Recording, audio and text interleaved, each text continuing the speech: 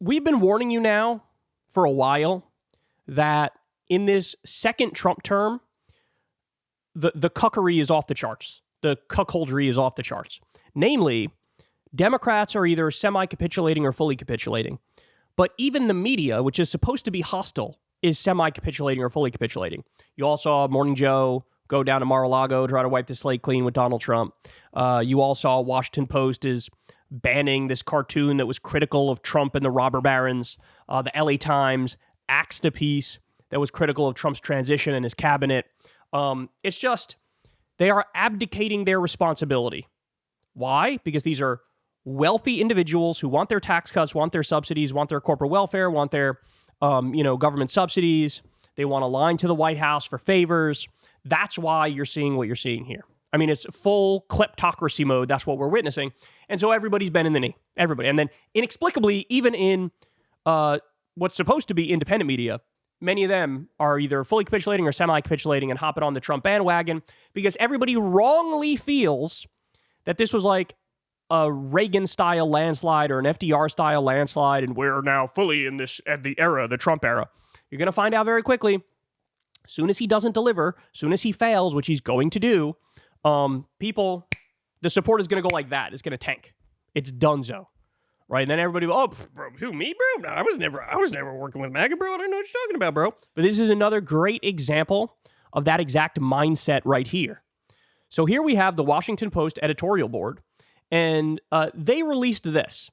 They endorsed every high-level Trump nominee for confirmation except Tulsi Gabbard, Pete Hegseth, RFK Jr., and Russ Vought.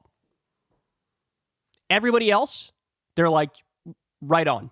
We support it. So here, I'm going to walk you through this so you can see who they're supporting.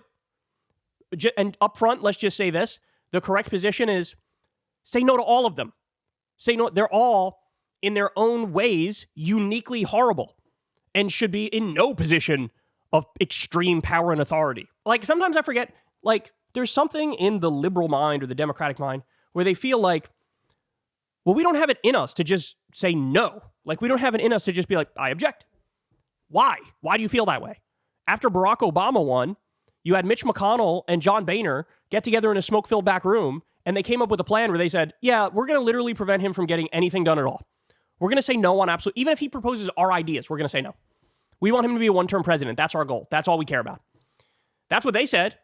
But when Trump wins, by the way, somebody charged with 91 crimes, tried to overturn the last election, had a horrific first term. You see all these Democrats like, well, maybe I can find some areas where I can agree and we can work together. It's like, what is wrong with you? Have some fucking self-respect and have a spine. All right, so here, let's walk through it. Marco Rubio, they're yes on Marco Rubio for Secretary of State. The guy who's never met a war he didn't like. Never. Here, ready for this? Here's why they're supporting him. The son of immigrants, Rubio is respected by Senate colleagues and understands the vital importance of American leadership. That's their soft way of saying he's a warmonger, and they like that. He believes in American leadership. Really? What does that mean, Washington Post? It means he supported an attempted coup of Venezuela. But they're fine with that. They like that because American leadership, we're the world's police officers. Really? Should we be? After we just armed and funded a genocide for over a year? After what we did in Iraq? Should we? Should we really? I'm going to lose it. Treasury Secretary Scott Bessent, they said, yeah, we support him. The hedge fund billionaire. Okay, on that alone. No. I love that. I support this guy. What's the reasoning? The robber baron asshole. Like, the first words are enough to say fucking never. Never. The hedge fund billionaire who seeks to stimulate growth and reduce the deficit is among Trump's most reasonable intended nominees. Look at the way they think. Look at the way, in their mind, they're like, yeah, if you're a hedge fund billionaire, of course you're qualified. You're a hedge fund billionaire. Why should that make you qualify to be Secretary of the Treasury? What is wrong with you? They believe in this new Gilded Age. They really think like, oh, if you're worth $1 gazillion, you're just smarter than other people. You're just better than other people. You're just harder working than other people. This is total fucking like 1905 cucked mindset where there's fucking tenement homes and child labor and everybody looks at it and goes, yes, this is the natural order of things. That's the mindset at the Washington Post. These people should be nowhere near power.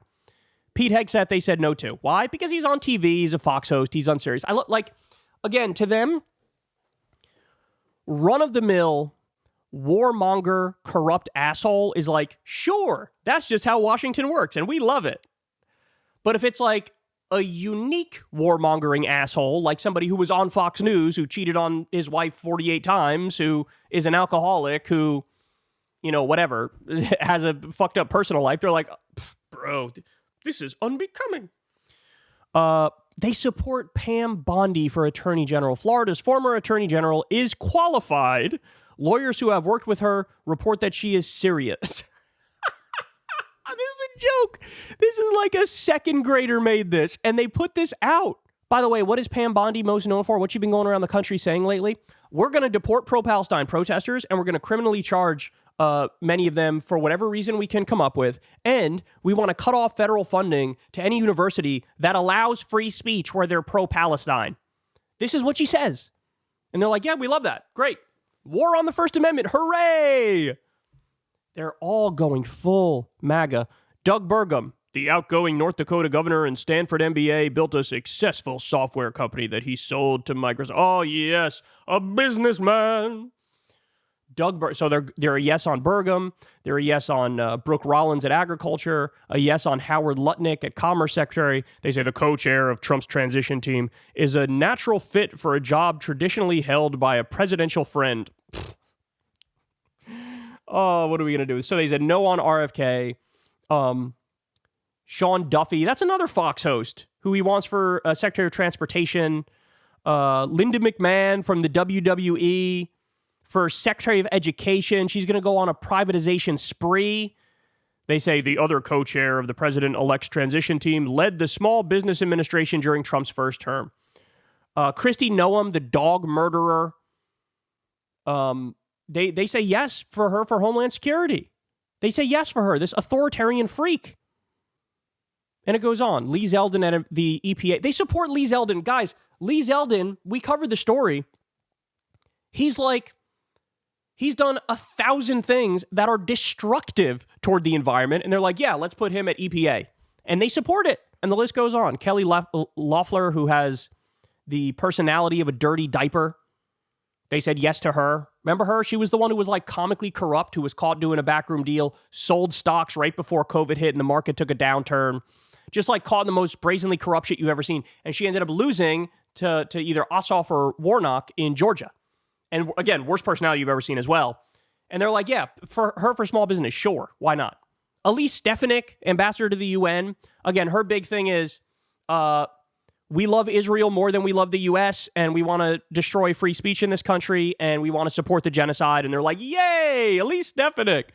And again, only no on Russ Vought because he was one of the main guys at Project 2025, which, by the way, if you're going to say that, well, all these other assholes are either directly or indirectly part of Project 2025 and part of these right-wing think tanks that created it.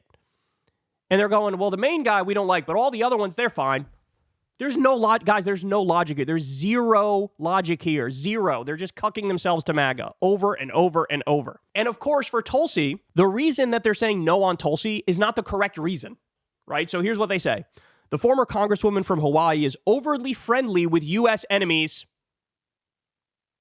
and cannot be trusted to be an honest broker when the president makes major national security decisions. In other words, we fear she might not be pro-war enough because she snuggles up to our enemies. This is what they say. That's why they're against Tulsi. No, you jackass. The reason to be against Tulsi is because Tulsi is a complete charlatan. Tulsi has flip-flopped on every position she's ever fucking held. That's what Tulsi was against illegal spying in Section 702 and now totally flipped and told all the warmongers in Congress, no, actually, I'll support 702 if that means you'll vote for me to be head of DNI. That's why you don't support Tulsi. It's got nothing to do with like, oh, she will probably lean more on diplomacy than warmongering when it comes to foreign policy. DNI is not even necessarily directly involved in foreign policy. But they picked the dumbest reason to be against her too. So again, the correct answer, be against all of them. But you can see there is no logic. Everything's flawed. The arguments suck. And they're totally fine with corrupt, bloodthirsty, warmongering assholes as long as they're Washington-approved, corrupt, bloodthirsty, warmongering assholes. If they're from Fox News or whatever, if they're a little too unique, a little too wacky like RFK, it's, oh, well, no to that. No, they're not Washington-approved. Useless. Washington Post is useless. Get out of there. Get out of the Washington Post. Cancel your subscription. They're not going to stand up to MAGA. They're not going to tell you the truth. They're not going to do it. This is capitulation. That's what it is. They think, oh, splitting the difference, enlightened centrism. Enlightened fucking assholery is what I'm witnessing. Get out of there. There's many other people you can support. Ken Klippenstein, Substack, or whatever. There's plenty of places you can go where you get real news, real information, drop site news, for example. But just stop it. Stop it. They're useless. They're pathetic. They're frauds. They're failures. And this is a great example of it here. That's the show, y'all. Love y'all very much. Everybody do me a big favor. Please like, subscribe, all that fun stuff. Click that bell icon so you get a notification every time a video drops. And thank you to everybody who supports the show on Patreon. Could not do it without you. If you'd like to support the show, you can do it on Patreon. The link is below, or you could tip with that thanks button on YouTube. Remember, guys, I've never talked to an advertiser. Very proud of that fact. You guys fund this show, and the default ads on YouTube fund this show. This is real independent media. Real independent media, not fake independent media, like unfortunately many in this space are. So anyway, love you guys. I'll see you back here tomorrow, same time, same place. Hey y'all, do me a favor and like and subscribe. It helps out big time in the algorithm. Click the bell as well for notifications when videos drop, and watch that video on screen right now. You know you want to.